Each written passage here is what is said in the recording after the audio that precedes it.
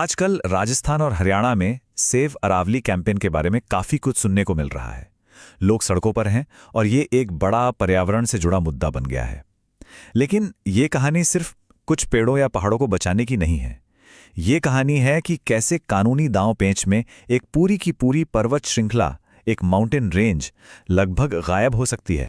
जरा इस आंकड़े को देखिए, 91.3%। ये एक इंटरनल असेसमेंट से सामने आया है और ये कहता है कि राजस्थान के 15 जिलों में अरावली की 91.3% पहाड़ियां अब अरावली की जो तकनीकी परिभाषा है उसके दायरे में आती ही नहीं है। तो सवाल यही उठता है कि आखिर ये कैसे हो सकता है? मतलब 91.3% पहाड़ तकनीकी तौर पर गायब कैसे हो सकते हैं? और यही वो सवाल है जिसके इर्द गिर्द आज की ये पूरी पड़ताल घूमेगी, जो एक हालिया और काफी विवादित कानूनी बदलाव पर आधारित है।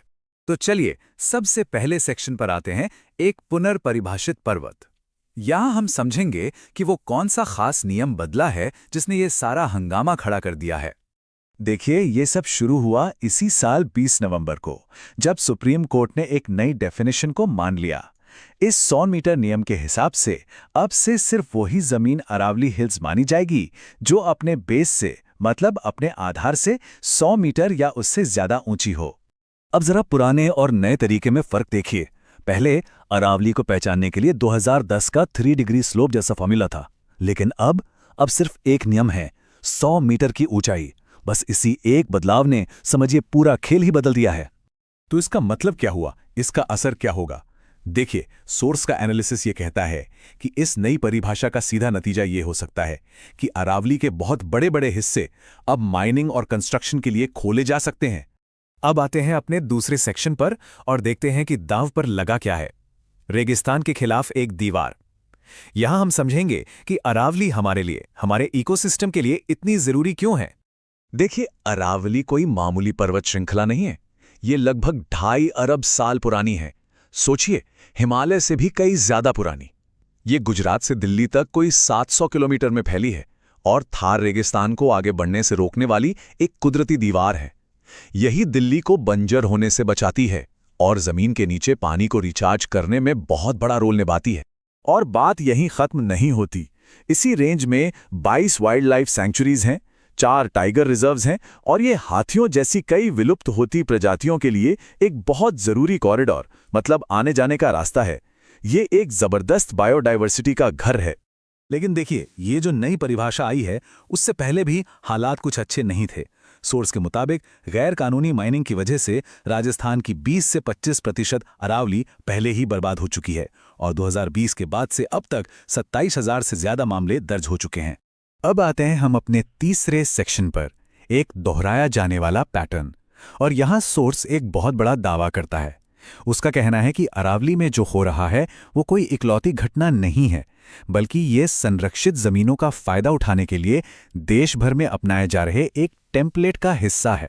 सोर्स का कहना है कि इसके लिए एक 3 स्टेप का टेम्पलेट, मतलब एक बना बनाया फॉर्मूला इस्तेमाल होता है।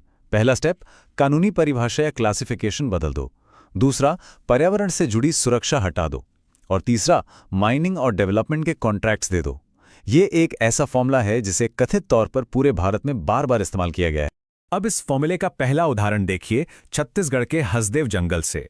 ये इलाका कभी कोयला खदानों के लिए नो गो जोन हुआ करता था, लेकिन इसे माइनिंग के लिए खोल दिया गया और आरोप है कि ये सब जाली आदिवासी सहमति के आधार पर किया गया। अब चलते हैं दूसरे उदाहरण की तरफ, असम के देहिंग पटकाई। यहां एक वाइल्ड लाइफ सेंचुरी में कोयला खनन की इजाजत दे दी गई। सोर्स का तो यह भी दावा है कि एक कंपनी को मंजूरी मिलने से 16 साल पहले से ही वहां गैर कानूनी तरीके से काम कर रही थी। और फिर आता है तीसरा केस, ओडिशा का, जहां एक बॉक्साइट माइनिंग प्रोजेक्ट कथित तौर पर स्थानीय लोगों के विरोध और फर्जी ग्राम सभा की बैठकों के आरोपों के बावजूद चल रहा है। ये मामला स्थानीय और आदिवासी अधिकारों की कथित अनदेखी को दिखाता है। तो सवाल ये है कि इस पैटर्न के पीछे की वजह क्या हो सकती है। यहीं से हम आते हैं अपने चौथे सेक्शन पर, इलेक्टोरल बॉन्ड लिंक। यहां हम सोर्स के पॉलिटिकल फंडिंग डेटा के एनालिसिस को देखेंगे। सोर्स इन सभी पॉलिसी चेंजेस को 2024 चुनावों से पहले जारी हुए इलेक्टोरल बॉन्ड के डेटा से जोड़ता है।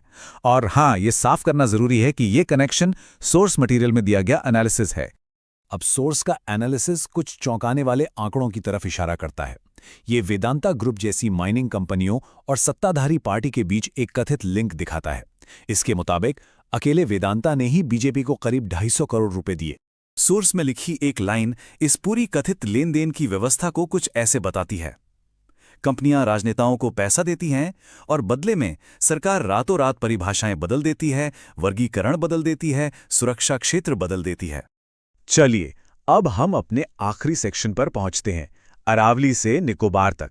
इसमें बात होगी कि हम मतलब नागरिक क्या कर सकते हैं और आने वाले खतरों के बारे में सोर्स हमें क्या चेतावनी देता है। सोर्स हमें हमारे संविधान के उन पहले शब्दों की याद दिलाता है, हम भारत के लोग। संविधान को उसकी ताकत यहीं से मिलती है, देश के हर नागरिक से। ये एक बहुत बड़ी जिम्मेदारी है। और ये जिम्मेदारी निभाना इतना जरूरी क्यों है? क्योंकि सोर्स अगले बड़े पर्यावरण के संघर्ष की चेतावनी देता है, द ग्रेट निकोबार प्रोजेक्ट। ये एक बहुत बड़ा स्ट्रेटेजिक प्रोजेक्ट है जो दुनिया के सबसे ज्यादा बायोडायवर्सिटी वाले इलाकों में से एक के लिए खतरा बन गया है। और सोर्स के मुताबिक इस प्रोजेक्ट की कीमत बहुत बड़ी है। करीब 1,80,00,000 पेड़ काटे जाएंगे, समुद्री कछुओं के अंडे देने की जरूरी जगहों पर खतरा है और वहां की मूल शोम्पेन जनजाति को अपनी जगह छोड़नी पड़ सकती है। और इसकी भरपाई में पेड़ कहां लगेंगे? हजारों किलोमीटर दूर हरियाणा और मध्य प्रदेश में। तो आखिर में सोर्स हमें एक बहुत ही गहरा सवाल सोचने पर मजबूर करता है। जब कोई जंगल कटकर गिरता है लेकिन उसकी आवाज सुनने वाला वहां कोई नहीं होता, तो क्या फिर भी कोई आवाज होती है? ये एक ऐसा सवाल है जो हम सबको अपनी भूमिका और अपनी जागरूकता के बारे में सोचने के लिए कहता है।